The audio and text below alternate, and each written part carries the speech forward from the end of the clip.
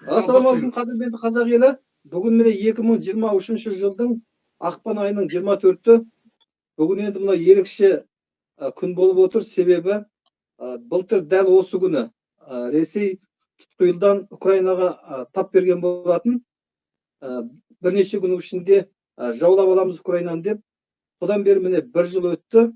Қаншама мыңдаған адамдар қаза тапты. Енді ақпарат құралдарының айтуына қарағанда тек қана екі жақтан қайтыс болған сарбаздардың саны. Ресейдің жоғалтқан сарбазы 200 мың, ал енді Украинаныкі 100 мың деп айтып жатыр. Ал енді жай халықтың қанша қайтыс болғаны әлі анық емес. Және миллиондаған адам Еуропаға, басқа алыс елдерге кетіп қалып қоныс аударуға мәжбүр болды. Яғни бұл енді Украинаға, тіпті қала берді Еуропаға үлкен бір керемет бір қайғы әкелді. Және де бұл қазір бүкіл адамзатқа әсер етіп жатыр. Қазір бүкіл дүниенің Біріккен ұлттар ұйымында немесе Еуропарламентте осы мәселе жөнінде қайта-қайта бас қосылып, қайта-қайта жиналыс ашып жатыр. Бұл енді бүкіл адамзаттың назары қазір осы Украина мен Ресей соғысында. Ал енді осы бір жыл болуына байланысты әрине бізде осыған өз пікірімізді білдіруге осы жерге бас қосып отырмыз. Енді қазір сөз кезегін қоғам қайраткері, Қазақстан демократиялық күштерінің ардагері, мұнай газ саласының еңбек сіңірген қызметкері Леспек Байжанов ағамызға береміз. Аға, өзіңіз айтыңызшы, соғыс жөнінде кішкене тоқталыңызшы. Армысыздар ағайындар, Украинадағы соғысқа келетін болсақ, кешегі Советтер одағының 15 республика бөлініп шықты. Оның ішіндегі Украина өзіндік даму жолын таңдады.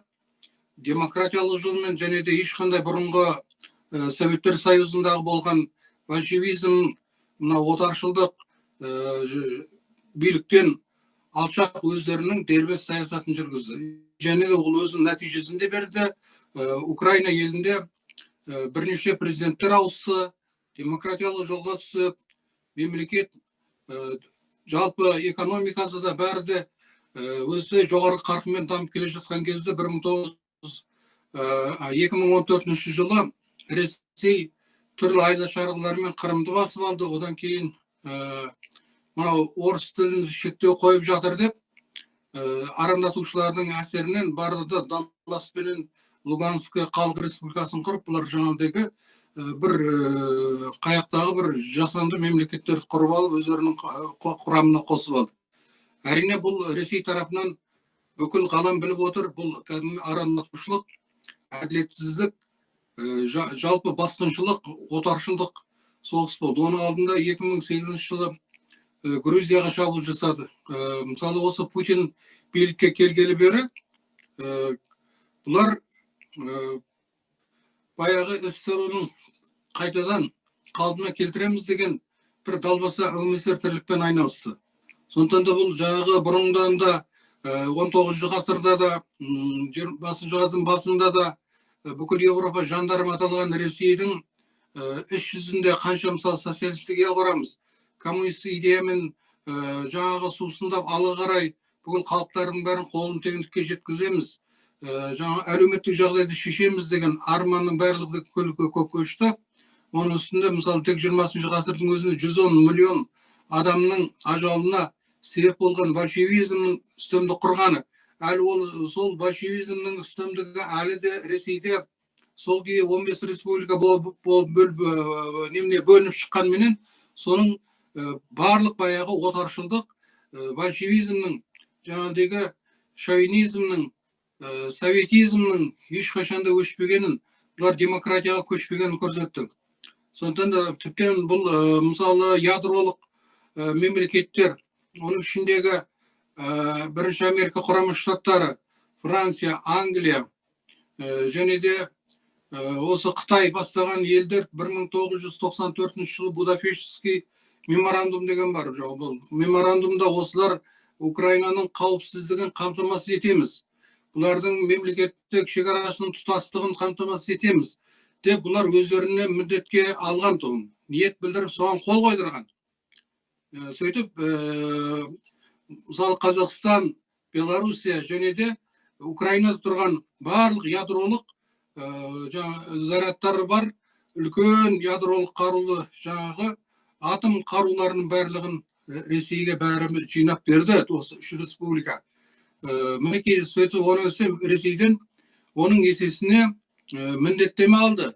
Еш уақытта осы елдердің мемлекеттік шекарасының бұзылмастығы және олардың тәуелсіздігі, мысалы осы СССР-ны 1991 жылғы 8 желтоқсанда Беловеж орманында Украинаның президенті Кравчук, Ресейдің президенті Борис Ельцин және де Белоруссияның президенті Шушкевич осыда қол қойған тұғын одақты ыдырату туралы.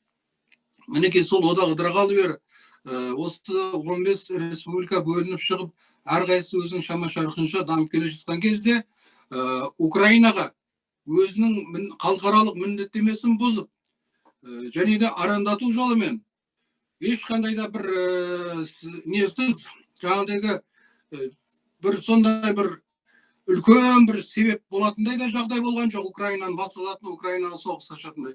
Алдын ала жаңа айттым ғой, Қырымды қосып алды өзіне жалған референдуммен, одан кейін мынау Луганский мен Донбасс республикаларын жариялап, ол да жалған республикалар.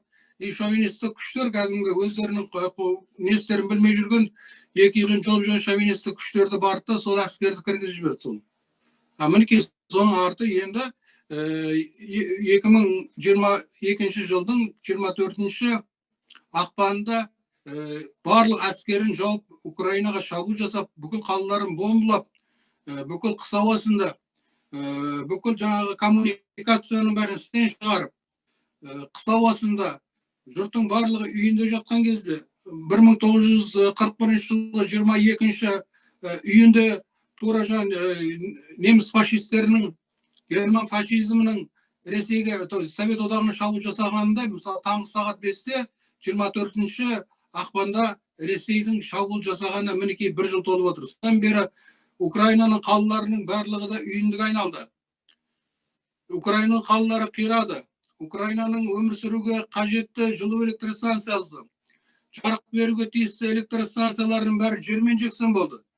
Мінекей қазір бүгінгі таңда осы Украинаға келген экономикалық шығын соғыс әсерінен $1 триллион асып кетті.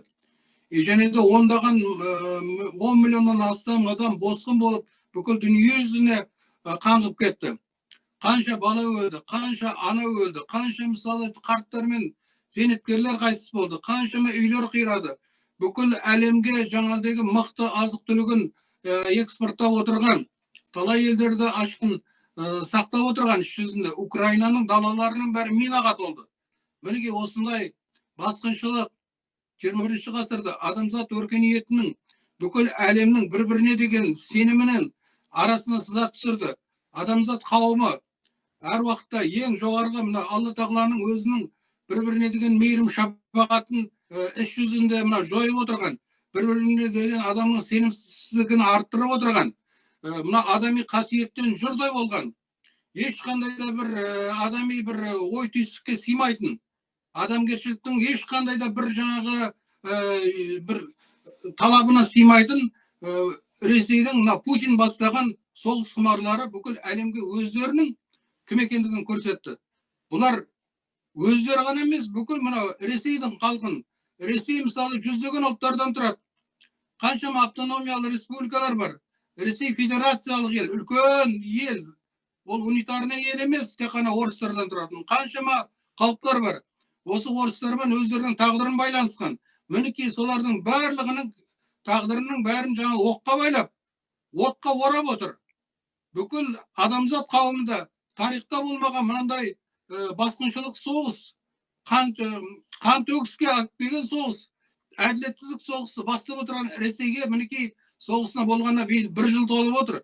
Сондықтан бүкіл өркениетті адамзат қауымы бәрі де бұндай жан шошырлық осындай агрессиялық соғысқа өздерінің пікірлерін білдіріп, қазір бір 5-6 ғана ел қалды. Айналасында адамгершіліктен шығып кеткен диктаторлық режимдер ғана қалды. Ресейді қолдап отырған. Кеше қанша мысалы 191 елдің ішіндегі 141 ел мысалы қарсы дауыс берді. Оның ішінде мысалы 30 шақты ел қалыс қалды бейтарап. Оның ішіндегі мынау Ресейдің Кремльдің малайына айналған осы бұрынғы Назарбаев болса, оның аманатын арқалаған шәкірті, мұрагері Тоқаев та билігі де осы жаңағы қалыс қалып отыр.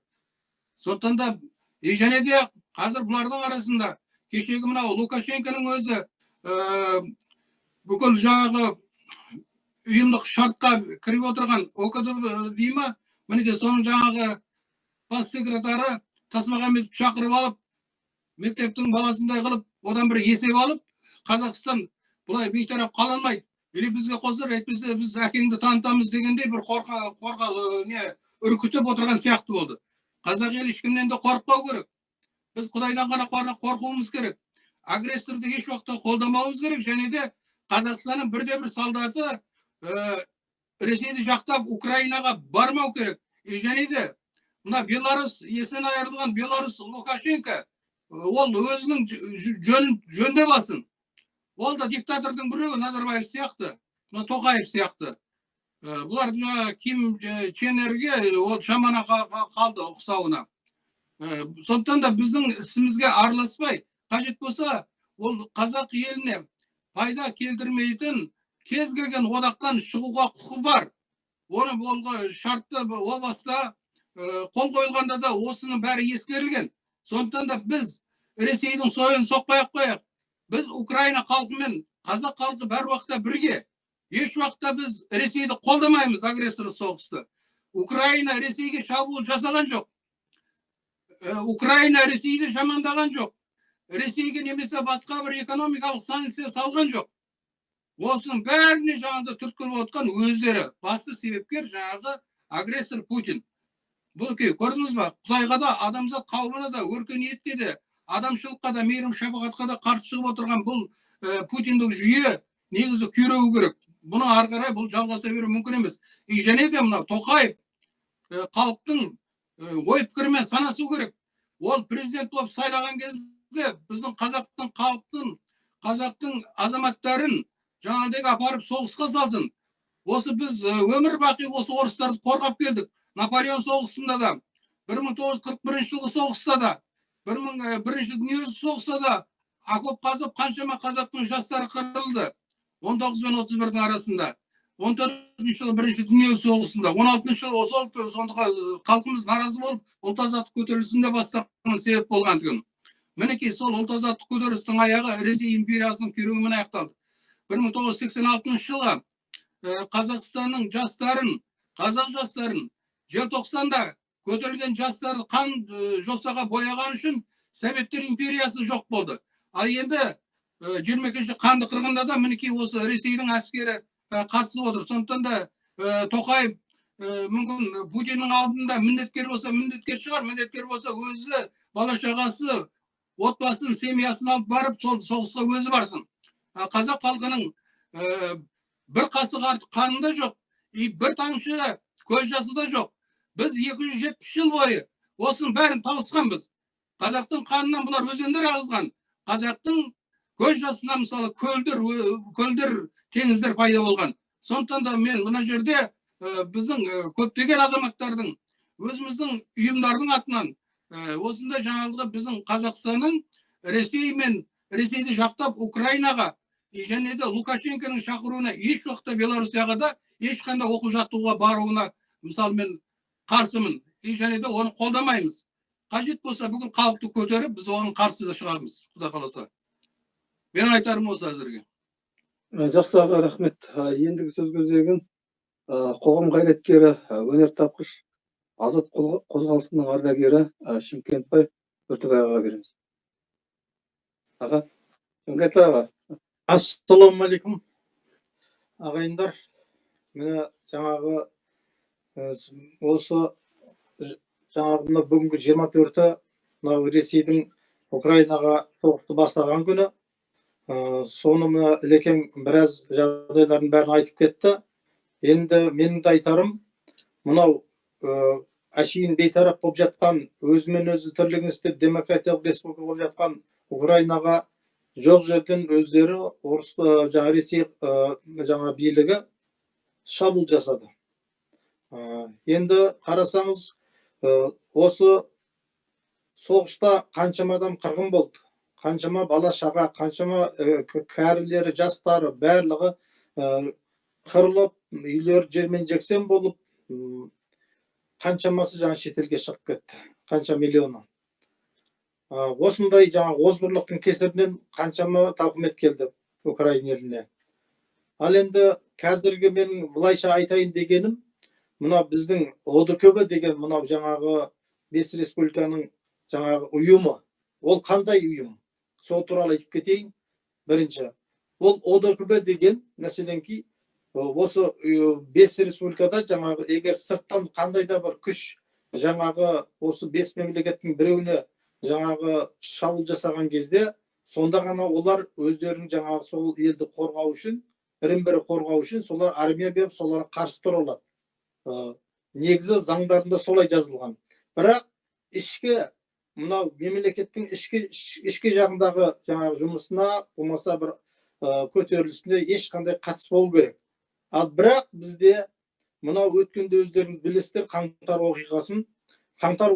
оқиғасында бізде тек өз мемлекеттің азаматтары, еш жақтан сырт жақтан ешкім келген жоқ.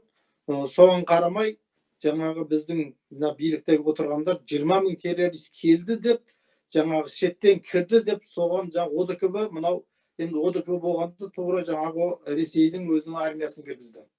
Ал ол армиялар не істеді? Келді де жаңағы қырғын салды, қаншама адамды өлтірді. Содан кейін жаңағы сол тоқтағаннан кейін өзінің жаңағы мынау сыртқы істер министрлері Путинге ақпар берді. Барлығын жақсы істедік, тамаша істедік деп, оған жаңағы Ресейдің жаңағы президенті өте бір ырза болды менің байқағаным. Бірақ бұл жерде бұл 20 мың террористті қайдан шығарды? Осылар мәселенки алдын ала жаңағы осы Ресей мен біздің Қазақстанның биліктері ойласып, осы 20 мың террористті ойлап шығармағанда, олар ОДКБ келе алмайтын еді. Ол ОДКБ-ні келтіру үшін осындай бір жағдай жасау керек болғандықтан олар осыны ойлап шығарды, 20 мың террористті. Бірақ 20 мың террористтің біреуі де ұсталған жоқ, ол тек қана өзіміздің қазақтың азаматтары ғана ұсталды. Мәселеге қарап отырсаңыздар. Соларды қинады, соларды атты, соларды жаңағы өлтірді мәселеге. Ал енді дәл қазіргі жағдайда, мынау Ресей мен Украина жағдайында тағы да сол ОДКБ-ні жаңағы мынау өзіміздің мынау жаңағы ОДКБ-ның хатшысы болған Тасмағамбетті мынау Лукашенко шақырып алып айтып отыр ғой, жаңа Лекин айтқандай. Жаңағы егер сендер жолдарын таңдаңдар, кіммен біргесіңдер деп, мәселен. Кіммен біргесіңдер дейді. Сонда одақтас болу үшін жаңағы бір шапқыншы жасалған елге, жаңағы Украина жасалған елге бұлар да қосылып жаңағы соғысу керек пе? Ал енді бізде мынау билік, бізде сол жақта жаңағы ойын, жаңағы әскери ойын жиындарын өткіземіз деп жатыр.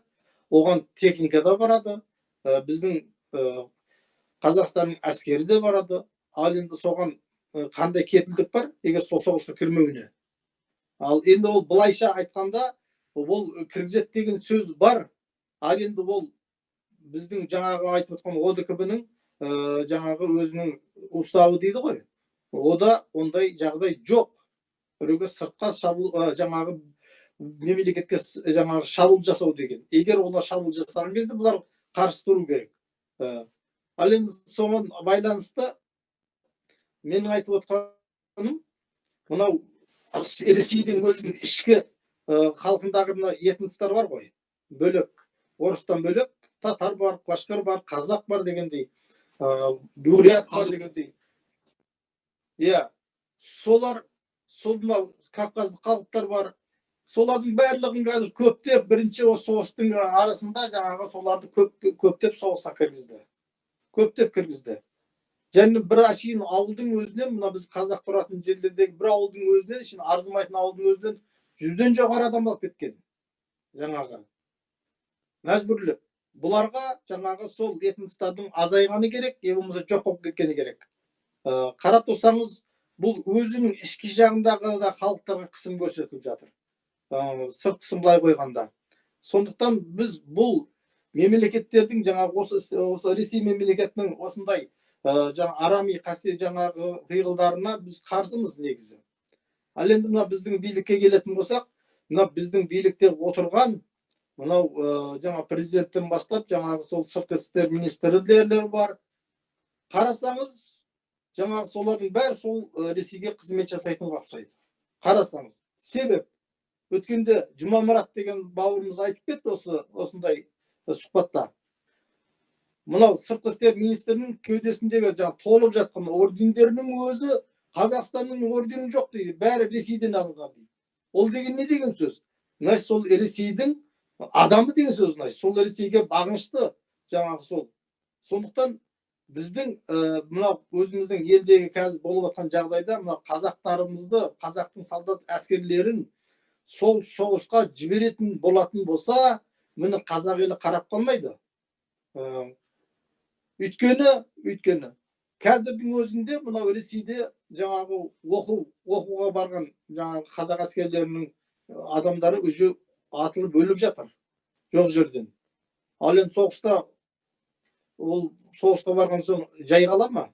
Қазіргі олардың соғыс тактикасында алдыға өткізген солдаттардың артында жаңағы мынау Кадыров соның армиясы тұрып уже шегінгендердің бәрін атып жатыр. Кезінде 41 жылғы соғыста да сондай болған. Қазақтарды соғысқа алған кезде қару берместен шабуылға айдаған. Соның артында өзінің орыстың солдаттары тұрған. Кері қашқандарды атып өлтіріп отырған. Сонда бұл не? Бұл жаңағы басқа этностағы халықтарды жаңа жою деген мәселе. Менің ойымда. Себебі оны біздің ата-бабаларымыздың бәрі соғыста болғандардың бәрі солай айтып кетті, бәрін естіп жатыр, көріп естіп жатырмыз, біліп жатырмыз. Қазіргі кезде мынау шетелдік мына батыс халықтары 54 мемлекет осы орыстардың агрессиясына қарсы, осылардың жаңағы істеп отқан тірліктерінің 100% жаңағы дұрыс еместігін бәрін көрсетіп отырса да, бұлар жаңағы өздерінің анау ядерный шоқпарын көтеріп, жаңағы мен осымен жаңағы сонымен қорқытқысы келді. Бірақ ол ядерный қару жаңағы Англияда, Францияда, Америкада тағы бірнеше мемлекетте бар болғандықтан оларда ескертілді. Сен атсаң, біз де атамыз, сенден де түк қалмайды, бізден қалмайтын болса деп. Содан кейін тынышталды. Оған дейін ол жаңағы сол провокация дейді ғой, жаңағы солай провокаторлық әңгімелермен жаңағы қорқытып үркітіп, осындай жағдайлар жасап келді. Енді менің айтайын дегенім, мынау Украин халқы өте бір жаңағы жауынгер, өте бір елін сүйетін, өзінің жерін сүйетін, өзінің жаңағы бостандығын сүйетін халық. Сондықтан жанкешті болып соғысып жатыр. Біздің қазақ халқы сол Украин халқынан үлгі алу керек. Үлгі алу керек. Қазақта айтады ғой, ұлтшыл болу дейді. Ұлтшы болу. Білімден емес, мінезден дейді. Сондықтан бізге халқымызға мінезді болу керек. Даже мына билікте отырғандарға да айтарым сол. Сендердің білімдерің болғанмен мінездерің жоқ. Бір жүрген жаңағы бір қорқақ шақырған жерге жаңағы еңбектер жете беретін жаңағы басын иіп жаңағы ол құлдық, ол құлдық жаңағы не дейді жаңағы психология. Құлдық психология. Соған әбден ет үйреніп қалған. Біз үйтіп ел бола алмаймыз. Біз ел болу үшін мынау жаңағы мінезіміз болу керек. Өз елімізді қорғай алатындай болуымыз керек. Біз сол жаңағы Россияға жаңа балдарды оқуға жіберіп сояқтан мет қылғаннан гөрі міне өзімізде неге ашпасқа, неге соны үйретпеске? Мейлі мұғалімдер келіп ақ үйретсін осы жаққа, егер керек болатын болса. Басқа жақта да бар, Турцияда да бар, мәселен үйрететіндер. Мәселен келсін, оқып үйретсін. Өз елімізді өзіміз қорғай алатындай болуымыз керек. Біздің қазіргі мынау шекара жағдайымызды айтатын болсақ, шекара жағдайымыз аңғал саңғал, кім көрінген өтіп кетеді мәселен кейін. Соның бәрін неге түземекке? Неге мақтанбасқа? Ал енді мынау дүние ақша деп барлығын жаңағы соға мына ұлттық сананы, ұлттық жаңағы мынау елдің жаңағы керектігін барлығын сол ақшаға айырбастап жіберген. мынау жоғарыда отырғандар. Бұлар шіріген жүйе. Бұлар кетпей біздің елге демократия келмейді. Сондықтан да айтарым сол, біздің қазақ халқы өз мемлекетін, өз жерін қорғай алу керек. Қазір де мына Қытай жақтан кіріп жатыр мәселенки, визасыз. Уже көрсетіп жатыр халықтар. Бұны деген сөз, біз мына өзіміз шекарамызды ашып тастадық деген сөз. Егер жаңағы тілің болмаса, жаңағы өзіміз тілімізді қорғай алмаса, ол кезде шекараңды ашып тастай сал деген әңгіме болып тұрған сияқты бұл жерде қарасаңыз. Сондықтан бізге бірінші тілімізді түзеп, мына бесігімізді түзе дейді қазақта. Бесігімізді түзеп, осы елімізді жаңағы өз жаңағы халқымызды қорғай алатындай жағдайға жетуіміз керек. Менің айтарым сол қазіргі.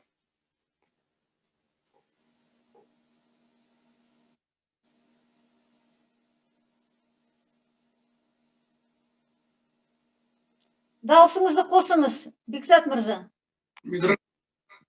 Ендігі сөз кезегін ағылшын және неміс тілдерінің мұғалімі, Атажұрт партиясының хатшысы Карима Абдрахманова ханымға береміз. Карима.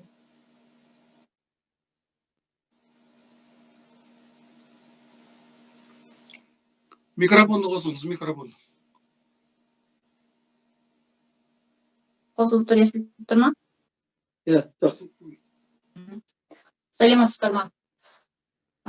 Украин және Ресейдің соғысының тақырыбына келетін болсақ, ең алғаш күннен бастап мен өзім қатты бір сондай стрессте болдым, өйткені ондай нәрсені ешкімде күткен жоқ. Ондай болып кетеді деген нәрсе көп адамның ойына келмеді.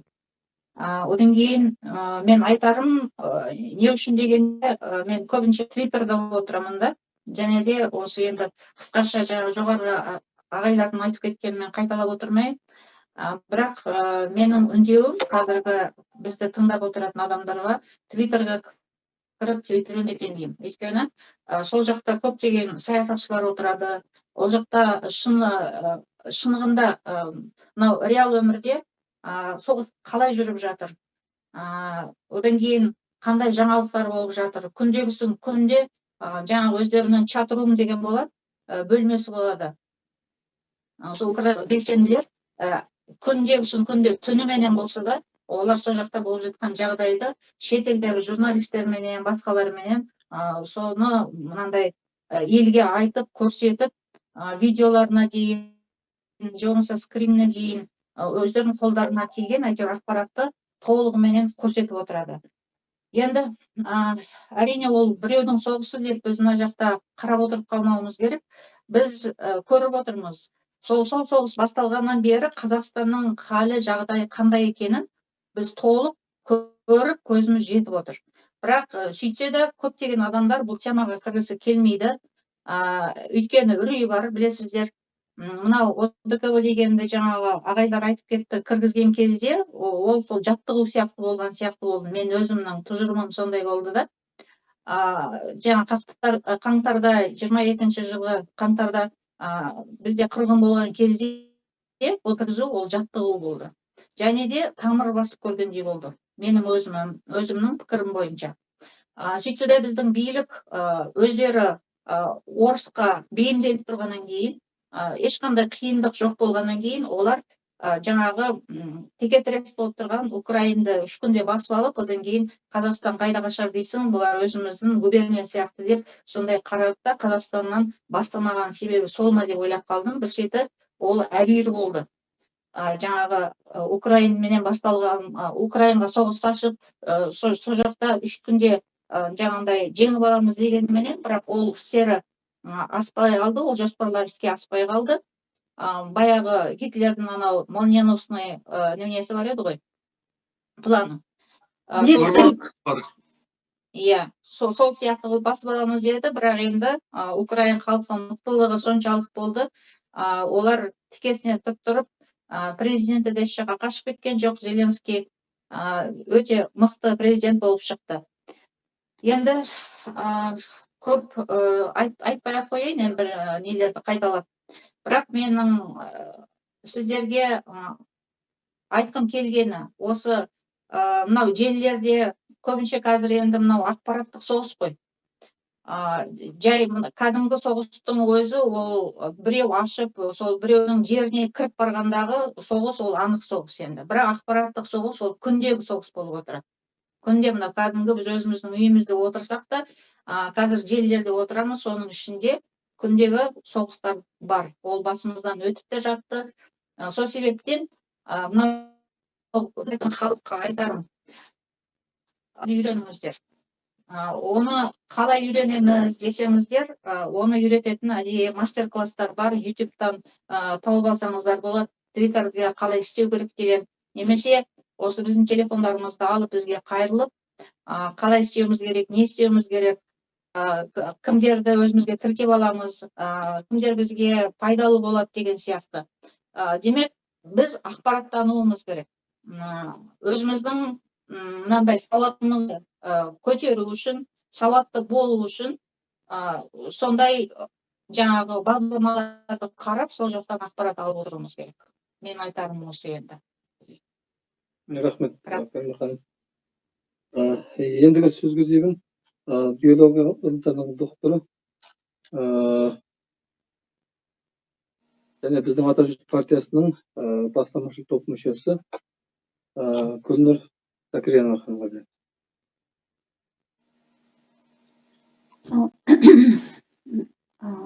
Армысыздар. Сіздердің айтқандарыңызға қосатыным мынандай нәрсе, қатты бір алаңдататын жағдай.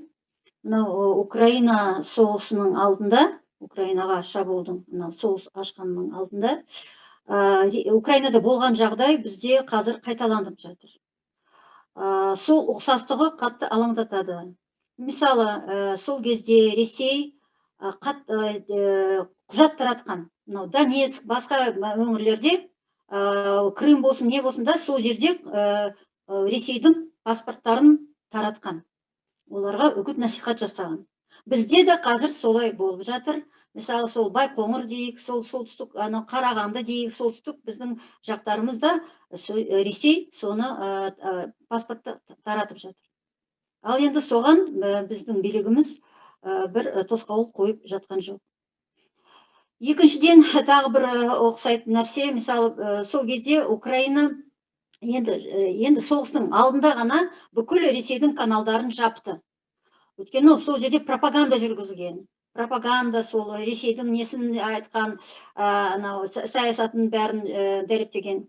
Бізде болса, бізде де сол қазір бірде-бір канал жабылмаған. Сіз телевизорды қоссаңыз болды, сол каналдан да бәр жерден де ашықтан ашық сол Ресейдің пропагандасын айтып жатыр. Кеше ғана Бәсе каналында көрсетіп жатыр. Лисаковс деген біздің қаламыз. Содан кейін неде Байқоңырда, тағы бірнеше солтүстіктегі орналасқан қалаларда ашықтан ашық далада айтып жатыр, Ресей осылай бәрі өтірік пропаганда, бәрі сол Ресей жеңіп жатыр, Украина талқанданып жатыр, енді сондай не айтып жатыр. И сонымен қатар не жүргізіп жатыр, үгіт насихат, міне ЧВК Вагнерға өзіміз білеміз, міне бірнеше адамдар барып, қаза тауып, общем, сол немен табытта қайтып жатыр. Оған да біздің КНБ, яғни мемлекеттің қауіпсіздігін сақтайтын мекемеміз, оған ешқандай бір кедергі, тосқауыл бір нәрсе қойып жатқан жоқ. Ол да Украинада ол болды. Ал енді тағы да айтатыным, соғыс басталғасын біздің Динара Егеубаева деген тағы бір Димаш фамилиясын ұмытып отырмын. Сол екеуі Украинаға әдейі барған.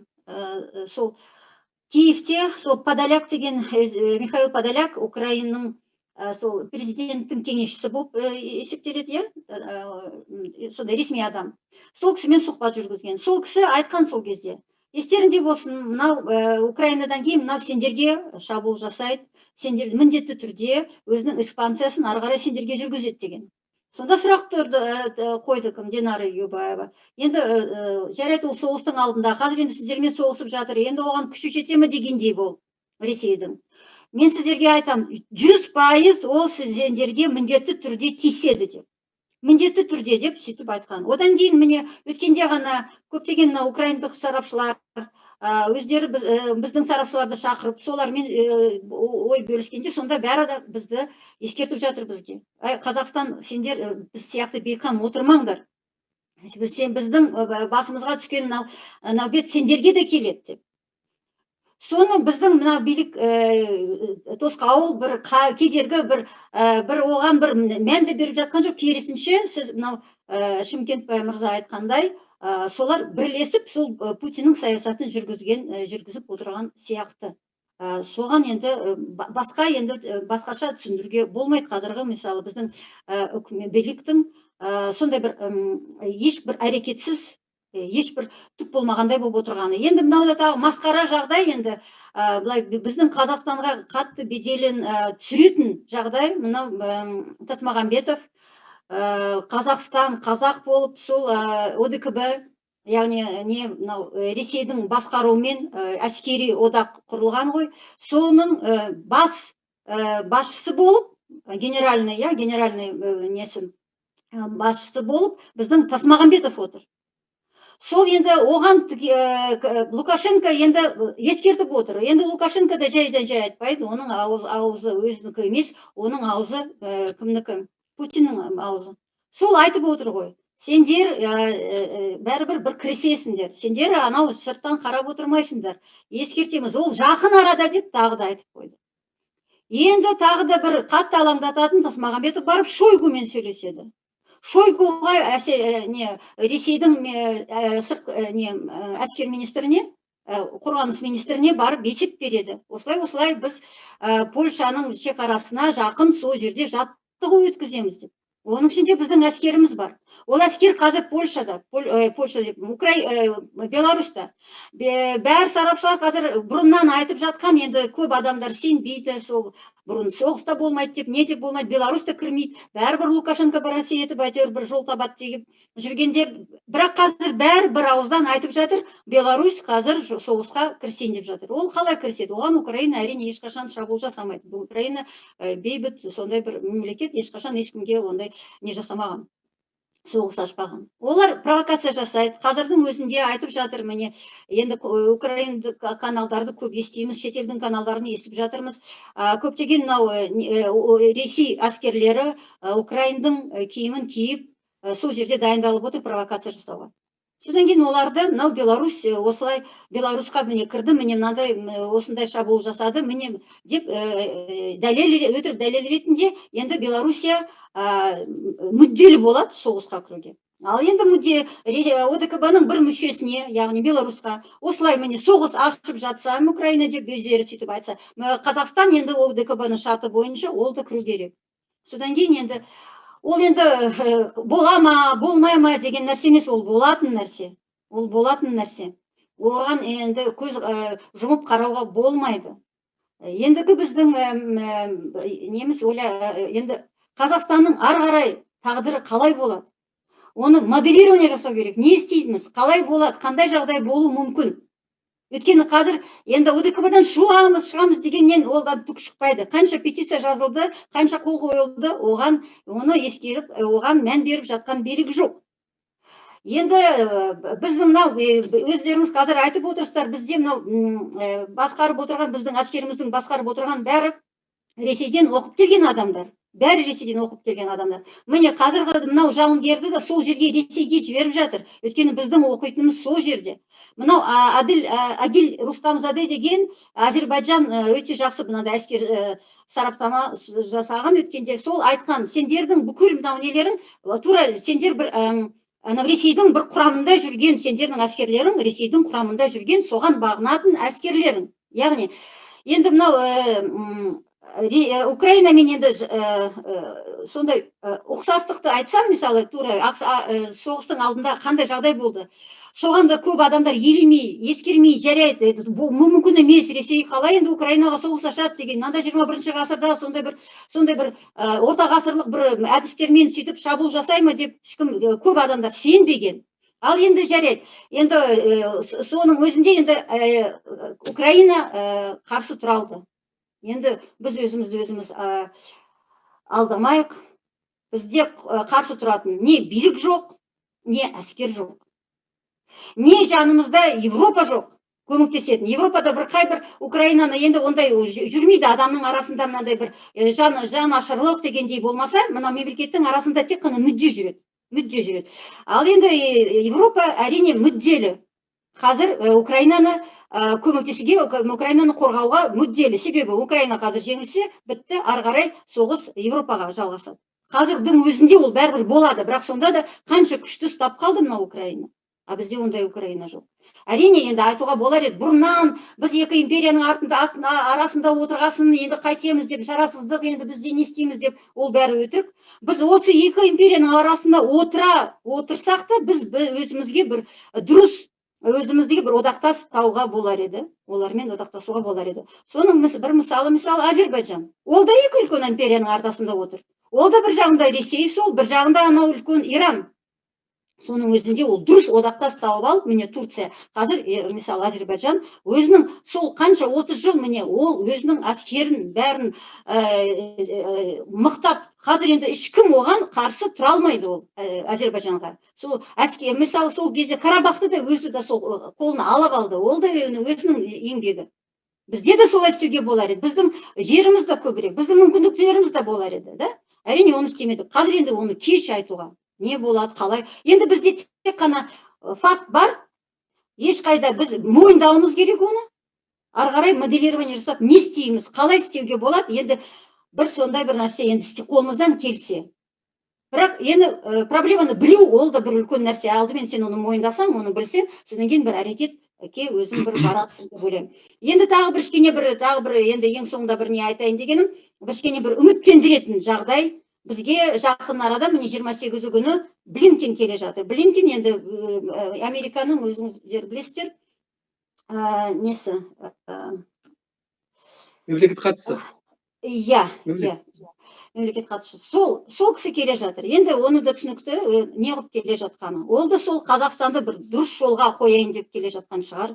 Қазақстанға түсіндіретін шығар.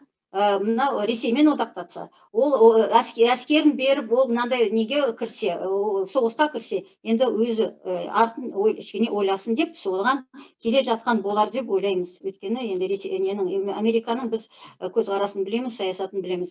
Енді мүмкін сол тоқтатпаса, енді қазір енді жағдайымыз өте қиын. Оны байбалам салу дегенді емес, бұл фактіні айту, оны көз жұма емес, былай ашық көзбен қарап, кішкене өзіңнің мемлекетіңді ойлау дегенді мен осылай түсінемін. Болды, сөзім тамам. Келесі сөз кезегін Ата партиясының мүшесі, қорғаушы Гүлжан Тоқтасыңызына береміз. Армысыздар. Мынау бір жылдан бергі Украина мен Ресейдің соғыс туралы талқы болып жатыр. Өз ойларыңызды айтып жатсыздар, иә. Енді қалай бұл соғыстың нәтижесі бүкіл жер шары кәдімгідей екі үйекке, екі жікке ашықтан ашық бөліне бастады. Яғни демократия мен коммунизм ортасында екі үлкен дүние екі бөлікке бөлініп, ашық бөліне бастады. Жақында Украинаға жаңағы ақш-тың президенті келді, ал енді қазір Қытайдың президенті Ши Цзиньпин Ресейге бармақшы болып жатыр. Қытай ашықтан ашық кәдімгідей Ресейге көмектеспекші болып жатыр. Сонымен Иран, Қытай, Ресей сияқты елдер өзі бір топ болып, мына жақта батыс елдері бар, демократиялықтар өздері бір топ болып, кәдімгідей осы екі топқа бөліну біздің алдымызда күтіп тұрған нәрсе сол. Сондықтан әрине айтып жатсыздар ғой, қауіп біздің басымызда тұр. Ежелден Ресей мен Қытай сынды екі алып елдің ежелден шекаралас болып келе жатқан біз үшін өте үлкен қауіп. Және 70 жылдық, 100 жылдық, бір ғасыр осы коммунизмшілдердің, мынау социализмнің және мына жақта қазақтардың советтік Россияның және ана жақта қазақтарды Қытайдың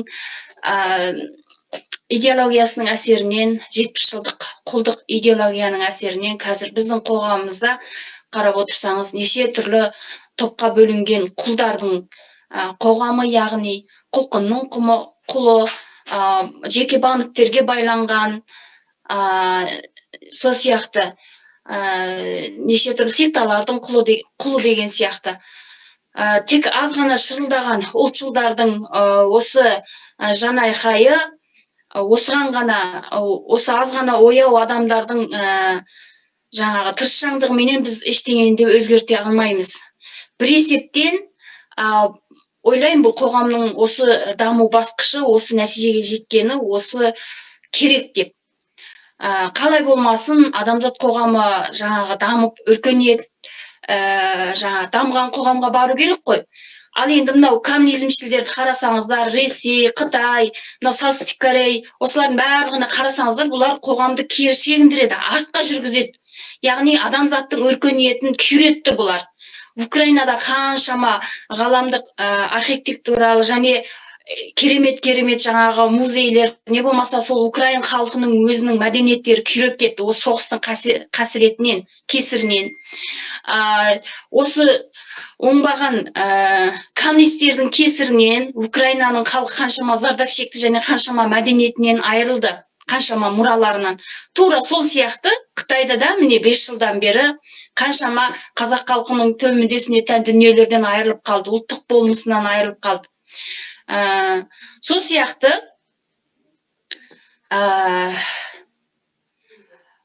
жалпы Солтүстік Корея болсын, Қытай болсын, Ресей болсын, адамзатқа жау, бұлар қоғамды кері шегіндіреді, адамзаттың адымын аштырмайды. Бізде тек бір ғана таңдау, бүкіл қазақ халқына тек біз ғана өзіміз ғана құтқарамыз.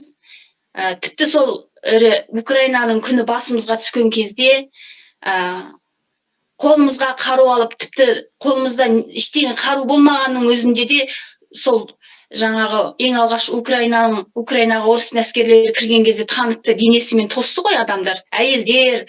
Сол сияқты сондай дайын болуымыз керек, қысқасы.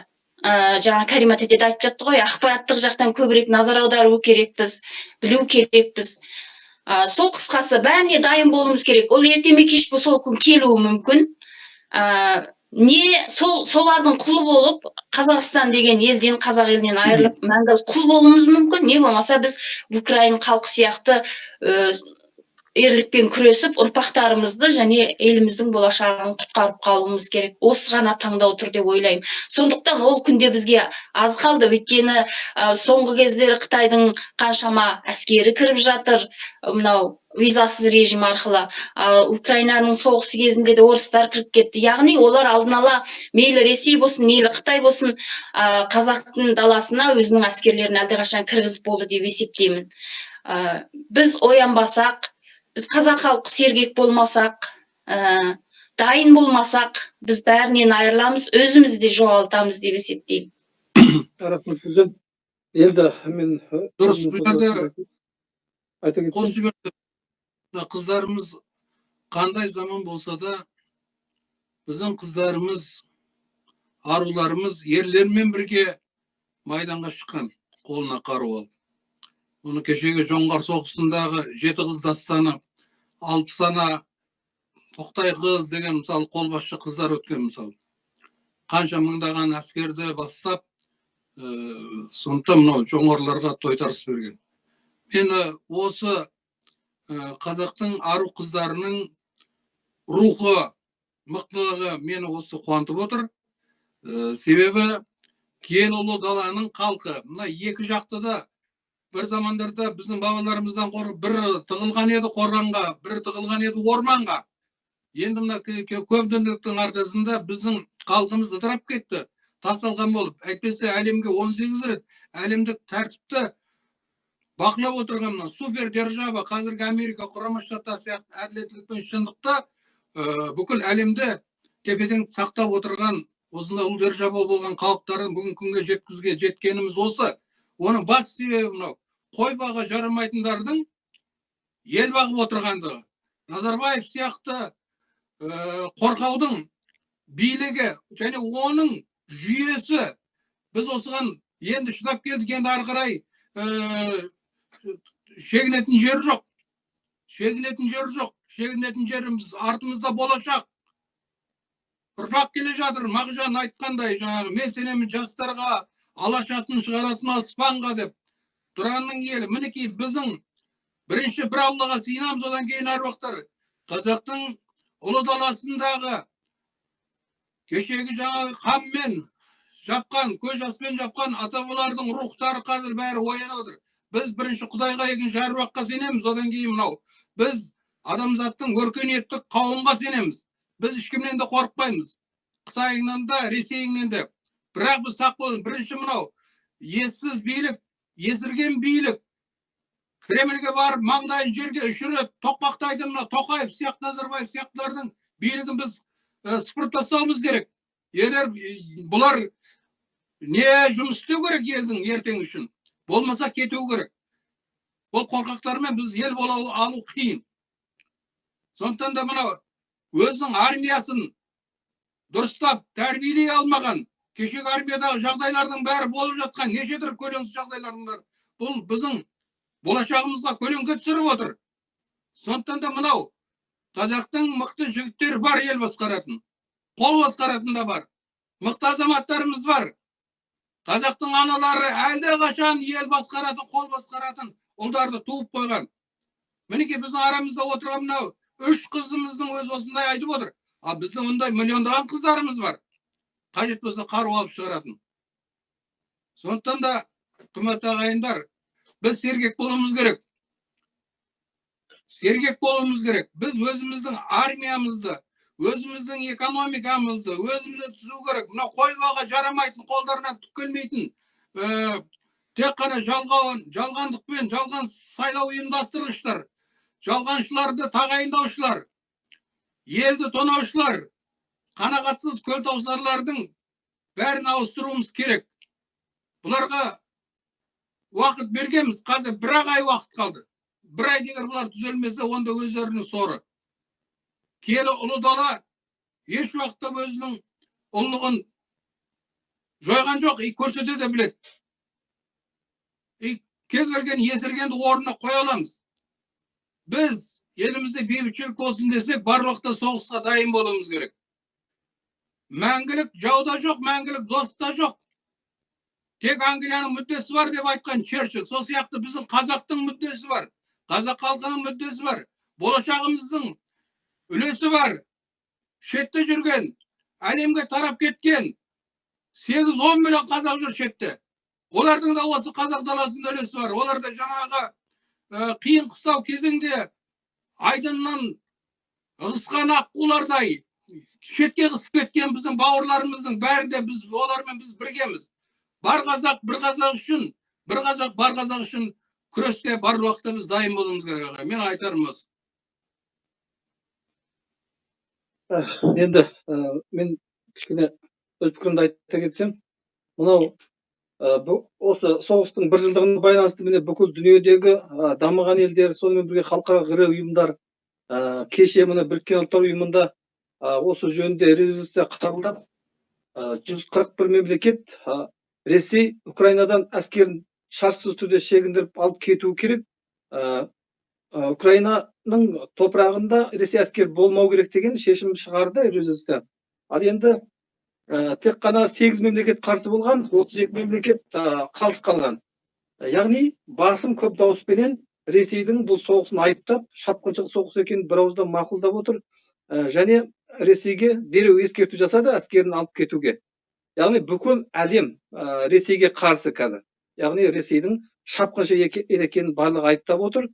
Ал енді осындай жағдайда біздің мемлекет әлі де Ресеймен тығыз қарым-қатынаста болып, осы ОДКБ-дан шықпай отыр және ОДКБ-ның жаңа әскери жаттығуына қатысуға дайындалып жатыр. Мысалы, жеке адам болсын, мейлі жеке адам болса да өмірінде өзінің тағдыры қасындағы таңдаған жолдастарыменен соған тығыз қатысты болады. Мемлекет те сондай. Өзінің таңдаған жолы сол мемлекеттің тағдырын шешеді. Қай жақта кіммен бірге тұрсың, сонымен бірдей боласың. Енді осындайда ақымақ бола ма? осындайда ақымақтық бола ма? Жалпы қазір бүкіл дүние Ресейді айыптап жатқан осындай жағдайда Ресей бүкіл дүниенің қарсылығына тап болып, бүкіл әлем осындай лағнеттеп жатқан кезде біздікілер әлі де сол Ресейдің шылауында Ресеймен бірге болуы бұл өте қауіпті. Біздер үшін, осы Қазақстан халқы үшін өте қауіпті. Бізді шыңырауға қарай күшпен сүйреп бара жатыр Ресей. Және соған біздің билік соған қызмет істеп жатыр. Біздің халқымызды да төпсіз ешқандай жеңіс мүмкін емес. Байден да айтты ғой, Ресей жеңбейді деді. Ол босқа айтып отырған жоқ. Бұл соғыста Ресей жеңбейді, жеңуі мүмкін емес деді. Яғни жаңағы демократиялық күштер жеңіске жетеді. Ресей жермен жексен болады, талқан болады. Ал енді біздің билік егерде сол Ресеймен бірге болатын болса, онда бүкіл әлемнің шабуына, бүкіл әлемнің соққысына ұшырайды. Онда бізге де орасан зардаптар тиеді. Біздің қаншама бозақтарымыз сол үшін бостан босқа құрбан болып кетеді. Сондықтан қазір осы Қазақстанның бір жанашыр азаматы ретінде менің өзім жеке пікірім болса, дәл қазір осы Ресеймен қандай да байланыстың барлығын үзу керек еді. Бірақ меніңше осы мына билік тұрған кезде үйте алмайды. Өйткені үйтетін ниеті де жоқ, үйтетін қабілет қарымда жоқ, онда жүрек те жоқ, ондай үлкен шешімге бара алмайды. Яғни біздің билік қазір Ресейдің байлаулы құлы, басыбайлы құлы. Сондықтан оларда ешқандай үміт күтудің қажеті жоқ. Олар осы Ресеймен бірге кеткен. Ал енді бірақ біз енді соларға, қабілетсіз, дарынсыздарға, Ресейдің құлдарына өзіміздің тағдырымызды, халқымыздың тағдырын собет ұстатып қоямыз ба? Жоқ. Ана біз енді не істейміз?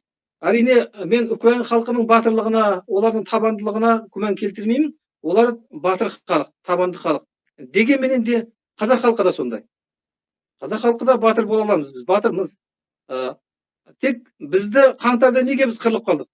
Оның себебі қаңтарда біздің өзіміздің билігіміз өзімізді сатып кетті.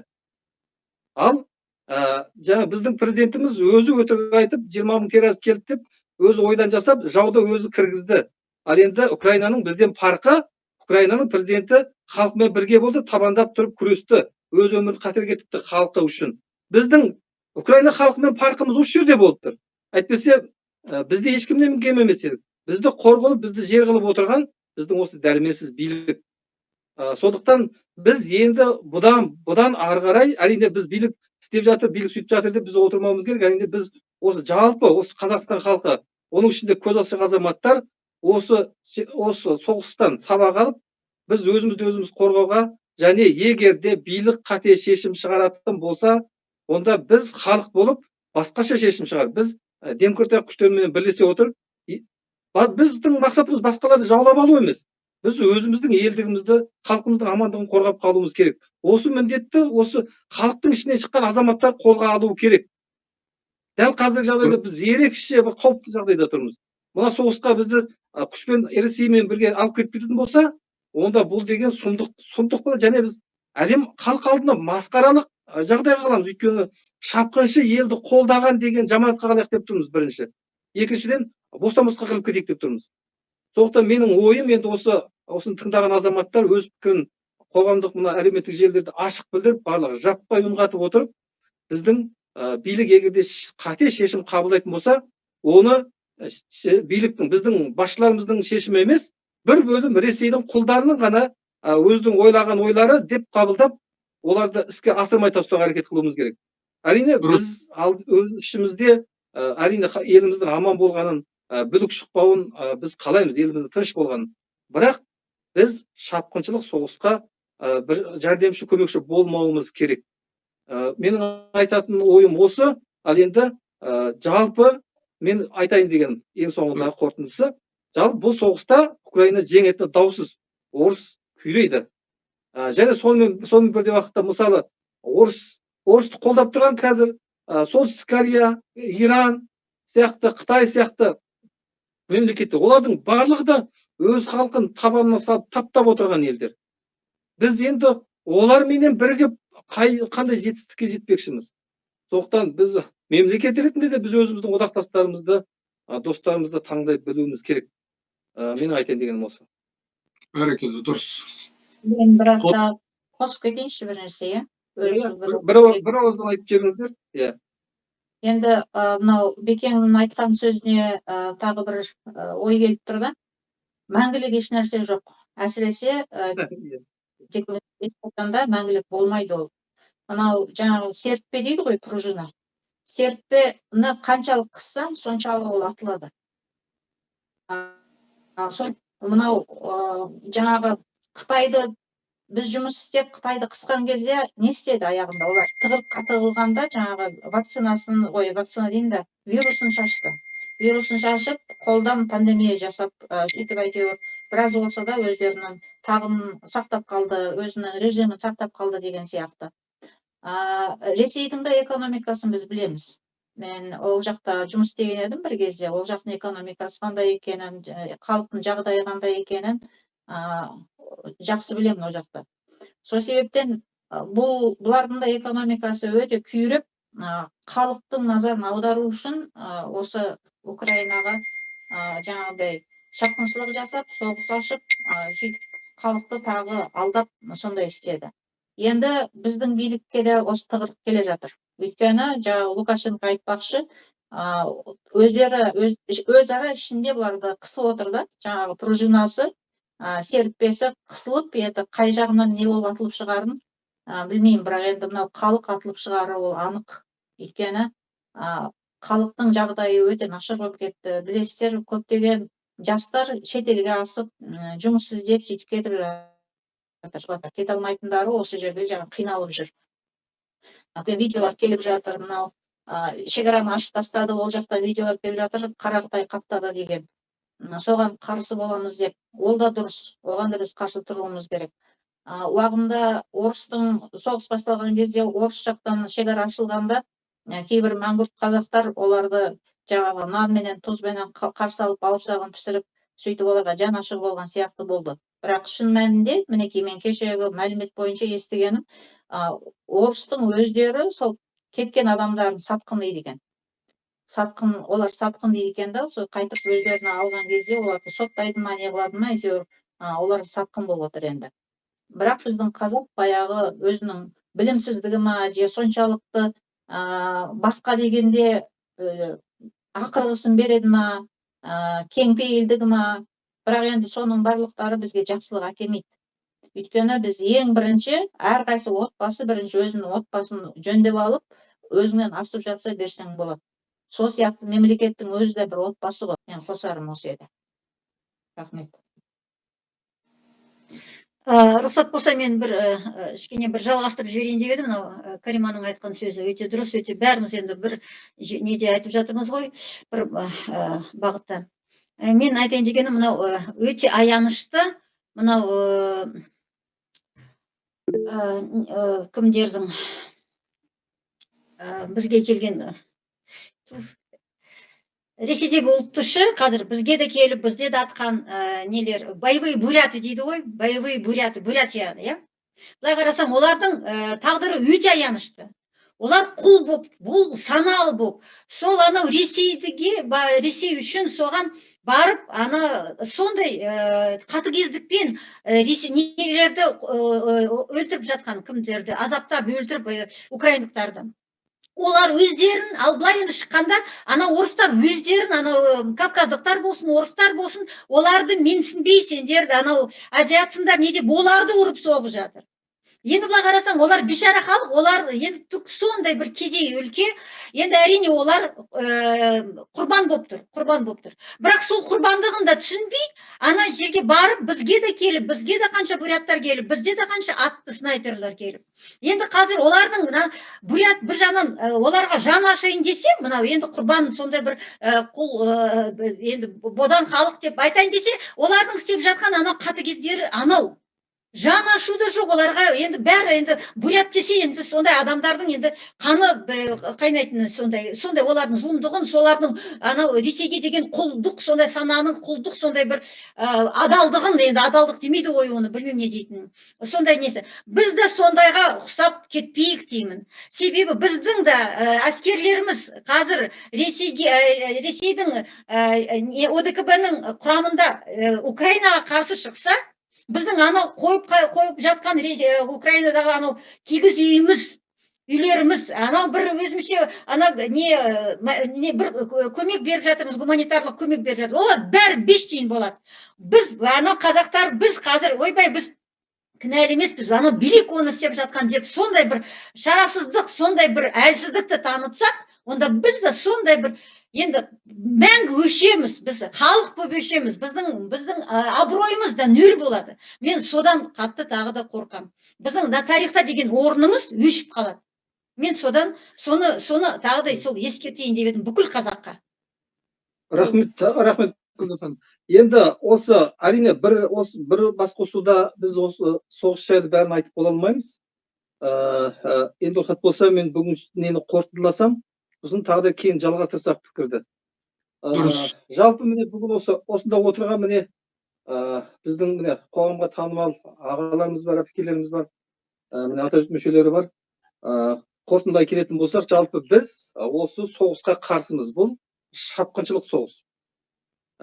141 мемлекет осы Ресейді айыптаған болса, міне осы отырған біз бір топ болсақ, 142 болып біз Ресейді айыптаймыз. Солай ғой. Біз Ресейдің шапқыншылық соғысын айыптаймыз. Және шынымен де Біріккен ұлттар ұйымының кеше қабылданған резолюциясы іске асып, Ресей Украина территориясынан толығымен әскерін шегіндіріп алып кету керек. Және Украина халқының тәуелсіздігі, мемлекеттің территориясының бүтіндігіне халықара кепілдік ету керек. Баяғыда өздері қол қойған сияқты. Ал болмайтын болса, ондайға келіспейтін болса, халықаралық Біріккен ұлттар ұйымының шешімін көзге ілмейтін болса, онда халықаралық қауымдастық шынымен де тиісті шаралар қолданып, Ресейдің сазайын тартқызу керек. Біз егер де олай болатын болса, әрине біз халықараның Біріккен ұлттар ұйымының кеше қабылданған шешімін қолдаймыз. Қалай болғанда да ол міне жалпы Біріккен ұлттар ұйымының осы керемет бір үлкен маңызды шешім қабылдағаны бәрімізді қуантты. Былтырдан бір жылдан бері барлығымызда бұл қалай болады деп жүрмедік әрине. Енді міне бүкіл әлем халқы озбырлыққа, шапқыншылыққа, зұлымдыққа бір ауыздан қарсы тұрды. Бұл бізге үміт отын жағып берді, былайша айтқанда қайтадан. Сондықтан енді мына адамзат қайтадан жақсы дәуірге мына фашизмді, жаңа фашизмді жойып, жарқын болашаққа қадам басады деп үміттенеміз. Әрине біздің елімізде, осы отырған біздің елімізде сол келешекте мына фашизмді жеңуші, әділетті жақтаушы халықтың қатарында болғанын қалаймыз. Сонымен бүгінгі осы немізді басқосуымызда осы талқылауымызды аяқтасақ, тағы да ары қарай пікірімізді тағы келесі отырыстарда жалғастыратын шығармыз. Дегенменен халықарадағы әлемдегі әділеттіліктің жеңіске жетуін тілейік. Жақсы, аман болыңыздар.